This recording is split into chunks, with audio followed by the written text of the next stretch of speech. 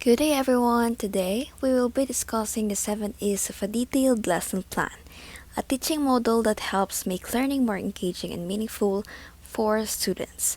This approach focuses on active student participation and deeper understanding through a step-by-step learning process. So, what is 7 E's in lesson plan? 7 E's in lesson plan model is a learner-centered instructional approach that guides students through a structured, inquiry-based learning process encompassing stages of elicit, engage, explore, explain, elaborate, extend, and evaluate. The 7 E's lesson plan is a learner-centered teaching model that uses inquiry and discovery to help students understand a concept better. It includes 7 phases, which is elicit, engage, explore, explain, elaborate, extend, and evaluate. Each stage plays a specific role in guiding students from recalling prior knowledge to applying what they've learned in new situations. This model helps promote critical thinking, collaboration, and real world problem solving. The first E of the 7 E's in the lesson plan is elicit. Teacher extracts or draws attention to prior understanding and knowledge. New knowledge is built on existing knowledge. This assists in transferring knowledge. The teacher helps the students connect what they already know to the new information. By drawing on prior knowledge, students can better understand and remember new concepts. This makes learning easier and helps them apply knowledge in different situations. So here are the four suggested activities for elicit.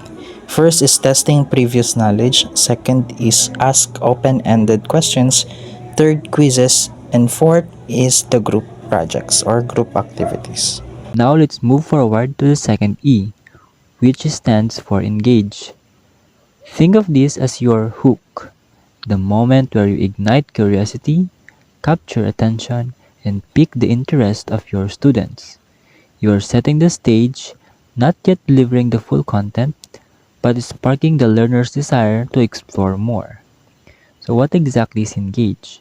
It is the part where students connect personally to the topic, emotionally, intellectually, or even socially. You want them thinking, hey, this is interesting, or I wonder what this is about. To make your engage phase more dynamic and meaningful, here are some suggested activities you can include. These can help tap into your students' curiosity, prior knowledge, and even emotions. First, you may ask them to do a demonstration. For example, acting out a scene or emotion that is related to your topic. You can also give them a short reading passage and ask quick reaction questions like, what did you notice? Or, how did that make you feel?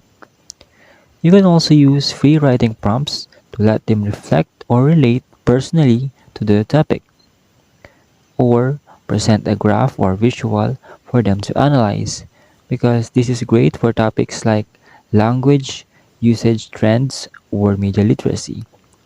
You can also use a graphic organizer like KWL chart to activate what they already know and what they want to learn. Lastly, you can also start a quick brainstorming session. Maybe ask, what comes to mind when you hear this word? And jot down all their ideas on the board. These strategies or activities keep your class engaged and help set the tone for deeper exploration. And here the third part of a lesson plan, which is the explore. This is an activity that gives students time to think and investigate, test, make decisions, problem solve, and collect information. Here, students get to record data, isolate variables, design experiments, create graphs, interpret results, and organize findings, while the teacher checks for students' understanding. So, Explore is the part of the 7E lesson plan where students actively engage with the concept through hands on experiences. Instead of just listening to the teacher, they get to investigate, test ideas, and solve problems on their own or in groups. This helps them discover key ideas and build understanding through experimentation and exploration. And here are the four suggested activities for Explore. First is perform an investigation. Second, read authentic resources to collect information. Third, solve a problem. And lastly, construct a model. Another E for the 7 E's of the lesson plan is explain. The teacher adopts a more central role while discussing information and explaining the concepts associated with the students' exploration. Lessons during this phase introduce the students to the scientific terminology that allows them to describe their experiences as well as provide the opportunity for students to link their experiences to the scientific concepts being explored. In this phase, the teacher takes the lead to clearly explain the concepts behind the students' discoveries. Students are introduced to proper scientific terms and encouraged to describe their findings, helping them connect their experiences to the lessons. And there are 6 suggested activities for this part. First is the student analysis and explanation. Second is supporting ideas with evidence. Third is structured questioning. Fourth is reading and discussion. Fifth is teaching or teacher explanation. And lastly is the thinking skill activities. Compare, classify, error analysis. Elaborate. This phase of the learning cycle provides an opportunity for students to apply their knowledge to new domains, which may include raising new questions and hypotheses to explore. This phase may also include related numerical problems for students to solve according to Eisencraft 2003. This stage ties directly to the psychological construct called transfer of learning activity, which expands and solidifies student thinking and or applies it to a real-world situation. When we say elaborate, this phase allows students to apply what they have learned to a new and different situation. This strengthens their understanding and helps them see how knowledge can be used in the real world. For example, in science class, after learning about ecosystems, students design a model of a sustainable ecosystem using what they know. They might also compare real-world ecosystems and discuss how climate change affects them. In Elaborate, we have a suggested activities like problem solving, decision making, experimental inquiry, thinking skills activities, compare, classify, and apply. Evaluate. Activity which allows the teacher to assess students' performance and or understanding of concepts, skills, processes, and applications. Evaluation can be formative, summative, formal, or informal. Teacher assesses the extent to which set objectives have been achieved. When we say evaluate, this phase is where the teacher checks how well students understood the lessons. For example, in science class, students take a quiz on photosynthesis after a unit. Teacher checks a lab reports for understanding of scientific methods. In Evaluate, we have 7 suggested activities. Number 1 is any of the previous activities. Number 2, develop a scoring tool or rubric. Number 3, tests. Number 4, performance assessment. Number 5, produce a product. Number 6, journal entry. Number 7, portfolio. In any of the previous activities, using this any of the previously discussed activities, explain and elaborate as a basis for evaluation. Number 2, develop a scoring tool or rubric, creating a rubric or scoring system for assessment. For test naman, administering a test to assess knowledge and understanding. Number 4, performance assessment, evaluating students' performance through observation or practical tasks. Number 5, produce a product. This method assesses learning through the creation of a tangible product. Number 6, journal entry. This evaluating learning through reflective journal writing.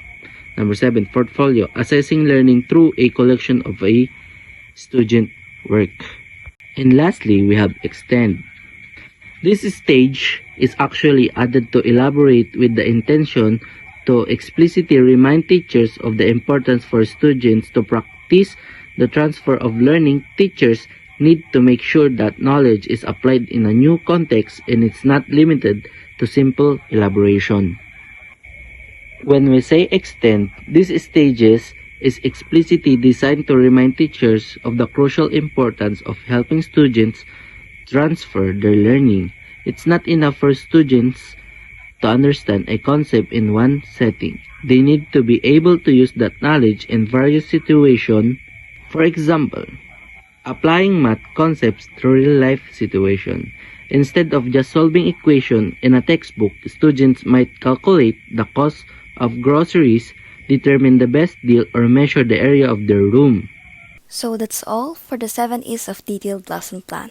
Let us now proceed to the demonstration of the 7 E's. Good morning, class. Good morning, ma'am. Before we formally start our class, let us all stand for our prayer.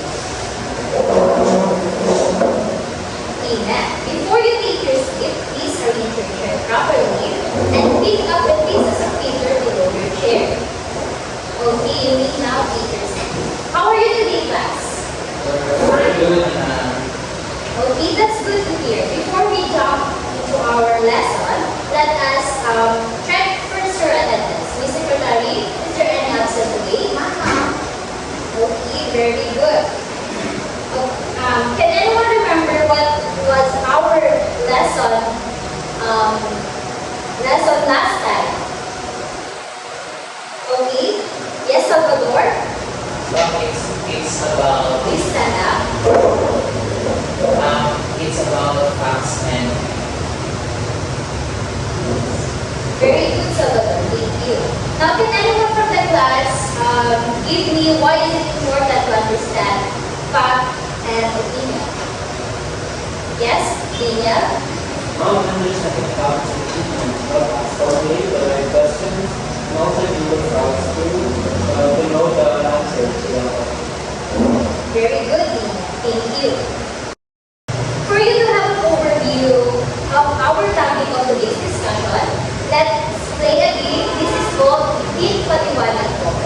All of you will have to pick a question here and you will observe and be sure and answer the question.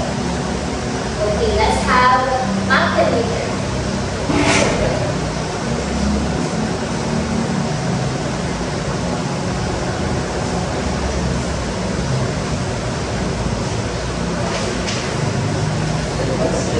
What is the movement in the boat doing? I think the woman in the boat is doing a dance. Okay, that's good. That's correct. Next, Mr. Daniel.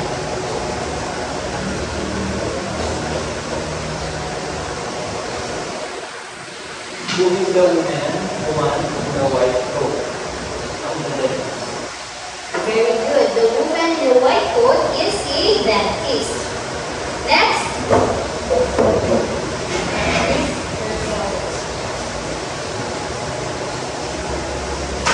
Why do you think the child is in the dentist clinic? I think he has a problem in his. Yes, very good. That's correct. Last. Miss Khalid.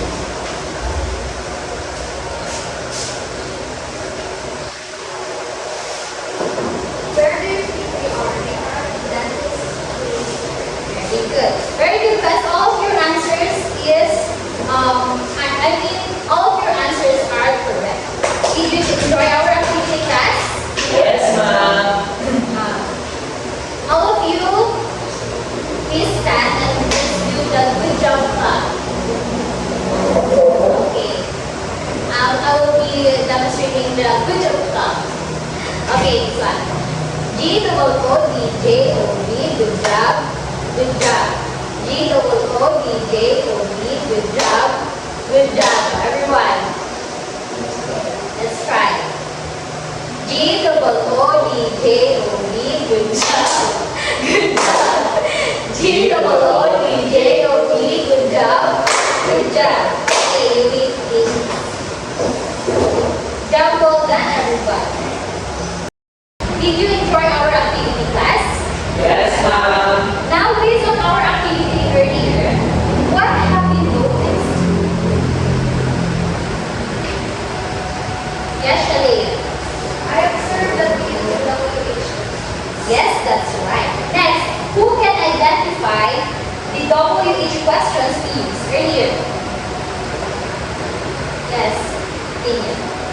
We use what, who, why, where, and how. Very good, Dean. Now, when do we use these WH questions? Anyone? Yes, Salvador.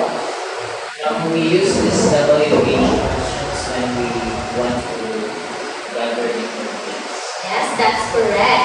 Now, what can you observe in these WH questions? Yes? Ili. I observed that as at the end of each sentence or question as a question. Okay, that's right. Another idea or information? Share. Yes, Salvador. I think these WH questions can be answered by yes. Ano, I can we? cannot be answered by Okay, yes. that's right. These are questions that are not answerable by yes or no. And these are open questions. So, based on our activity earlier, what do you think is our topic for today? Yes, Shalia. Based on the activity we had earlier, our topic for today is about WH questions. Very good. Our topic for today is asking WH question. Okay, before I start our topic, let's have first the objectives. Learning objectives. Can you read the learning objectives? Learning objectives. Construct WH questions correct.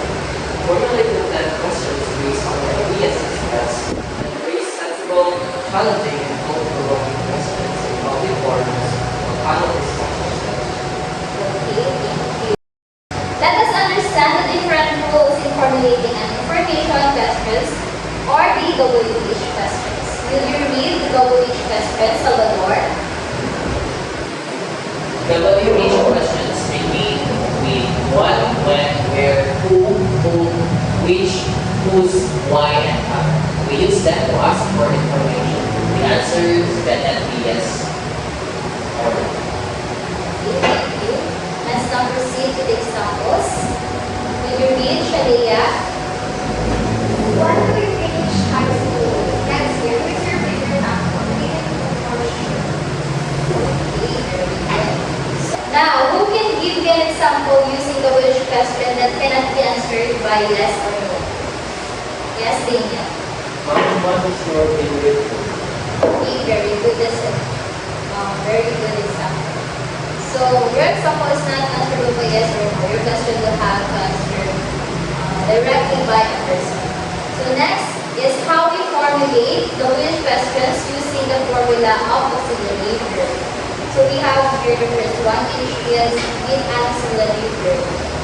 Okay? With an auxiliary verb, we usually form WH questions with WH and plus an auxiliary verb, plus subject, plus main verb, or with WH questions with modal verb, plus subject, and plus main verb. So these are the examples of questions that had auxiliary verb. So, will you read the examples? Okay. B. When are you playing? Who's been playing the games? Where do they live? Why didn't you call them? How? What has she done? What can you say there? Hold up. Who would you stay with? Where should I come? So, anyone from the class who wants to determine where is the verb used in the first column? Determine the auxiliary verb that is this sentence. When are you leaving? Yes, Salvador. Please encircle the auxiliary verb that is. Okay, very good. That's correct. So, can somebody from the class give an example using the formula WH question plus auxiliary verb, the auxiliary verb be? plus subject, and plus verb.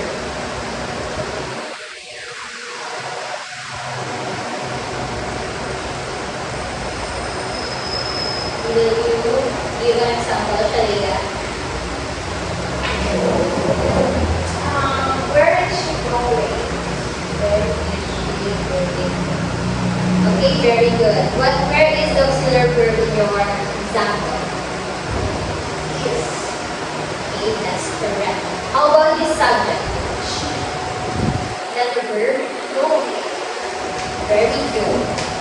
So we also have the without an auxiliary verb informing the which questions. So take note class that when, what, who, which, or who is the subject or part of the subject, we do not use the auxiliary, we use the word or the subject as verb. So here are the examples. Which horse won? Who bought this? Whose phone rang?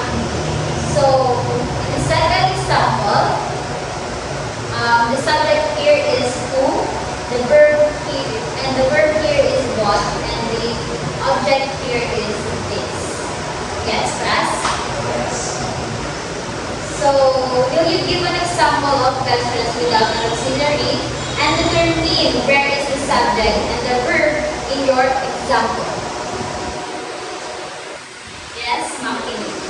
My example is what happened yesterday. And the subject there is what and happened is the verb. Okay, very good. In this sentence, what happened yesterday is the verb used is happen, which is the past tense of happen. So the subject of the sentence is what, because it refers to the thing that performed the action. So to determine the subject, we ask who or what happened. Since what is replacing an unknown subject, it takes on the role of the subject itself. So are we clear, class? Yes, ma'am. That's good to hear. So let's now proceed to the two types of questions, which is simple versus thought-provoking questions. So what are simple questions? So these are the questions are plainly stated and does not require active participation. They are easily to understand and not complicated or complex. You understand the simple question, class? Yes, So will you give an example of this? Ian. number is learning. Yes, very good. And now, let's now move on to thought-provoking questions. So these are the questions that steer or cause a person to think introspectively about matters, topics, or subjects which were not previously pondered about. These are the questions asked when you want to spark a fascinating discussion about healthy topics. So it says here that cause the person to think introspectively about matters, where you want to stimulate deeper thinking, reflection, and discussion. So for better understanding, here are some examples of simple and thought-provoking questions. Study the examples carefully and see how they differ from each other. Now, do you understand the essence of understanding how to formulate the English questions and make simple and thought-provoking questions? Yes, ma'am. So let me explain what is the importance of WH questions. Understanding WH questions is crucial for effective communication, as it allows individuals to gather information, engage in a meaningful conversation, demonstrate knowledge, and develop critical thinking skills by asking and answering questions, essentially helping them make sense of their surroundings and the world around them. So do you have any questions, class? Great. Now let's do a quick recap. What is WH question? Yes, Salvador. WH questions begins with what, when, where, whose, why, and how. We use them to ask information and it is not answerable for us. Okay, that's right. How about the two types of questions? Yes, Khalid. Okay, very good. How about the importance of understanding the Buddhist questions? Yes, Khalid. I think it is important to understand the WH questions because it is crucial for understanding. Okay, very excellent answers. Good job, class. The Buddhist questions allows individual to gather information, engage in meaningful ways or conversation, demonstrate knowledge, and develop critical thinking skills. So to test your understanding, class, I have prepared a simple activity here. Identify each statement below as true or false, and you have to answer this on your answer sheet. You have 5 minutes to answer. What should Yes. we're done? Who got a perfect score? Wow, all of you got a correct answer. Everybody give yourself a good job now. G-O-O-D-J-O-D, good job. Good job. G-O-O-D-J-O-D, good job. Good job. Do you have any questions, class? So for your assignment, please bring out your notebook and copy your assignment.